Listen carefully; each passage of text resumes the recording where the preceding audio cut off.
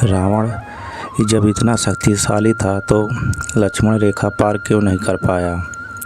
दोस्तों, आज हम इस बारे में आपको बताएंगे कि रावण ने इतना शक्तिशाली होने के बाद भी लक्ष्मण रेखा पार क्यों नहीं कर पाया। दोस्तों, रावण एक पराक्रमी राजा था। वह असुरों का सुर था। उसमें इतनी शक्ति होने के बाद भी वह एक रेखा को लांघ नहीं पाया था। इतना वर्णन भी वेदों व पुराणों का अध्ययन करके पाया जा सकता है। वेदों के अनुसार एक मनुष्य अपनी योग व ध्यान की शक्ति से ऊर्जा का एक जगह संचार कर सकता है। यह शक्ति तब और भी बढ़ जाती है जब व्यक्ति ब्रह्मचर्य का पालन कर रहा हो। लक्ष्मण 14 वर्षों से अपने भाई व भाभी की सेवा में तैनात थे। वह अपनी पत्नी उर्मिला से दूर ब्रह्मचर्य का पालन कर रहे थे।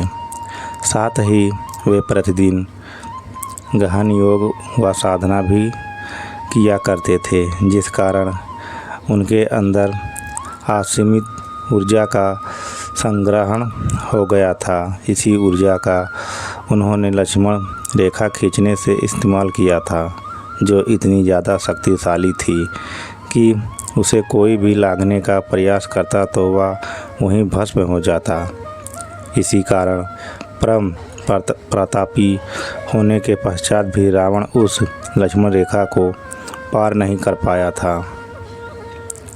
अब हम आपको वैज्ञानिक तथ्य के अनुसार आपको यह समझाने का प्रयत्न करेंगे कि आखिर लक्ष्मण रेखा काम कैसे करती थी।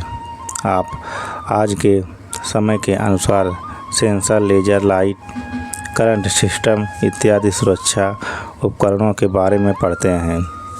इनका इस्तेमाल मुख्य तौर पर हम किसी स्थल पर प्रवेश करने व अनावश्यक लोगों का प्रवेश रोकने के उद्देश्य से करते हैं। आज की तकनीक धीरे धीरे विकसित हो रही है, किंतु उस समय हमारे पूर्वजों ने हमसे ज़्यादा तरक्की कर ली थी।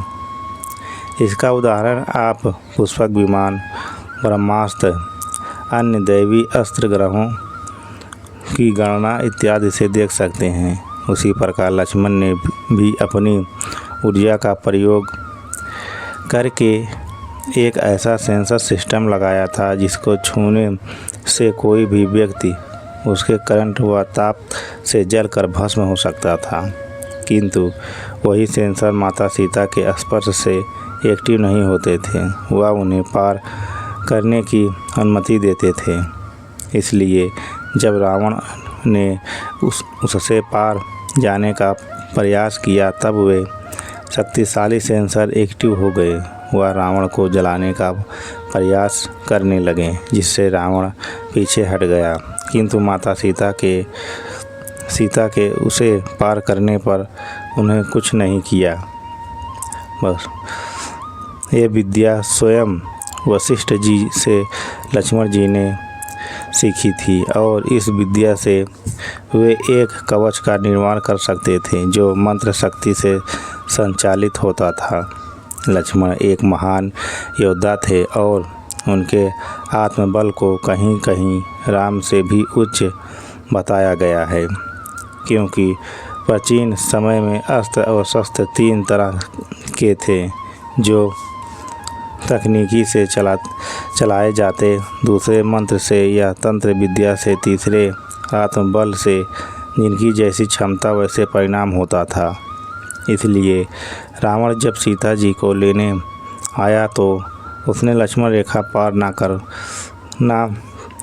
करना ही सही समझा होगा। बस वीडियो में इतना ही दोस्तों। जय श्री राम।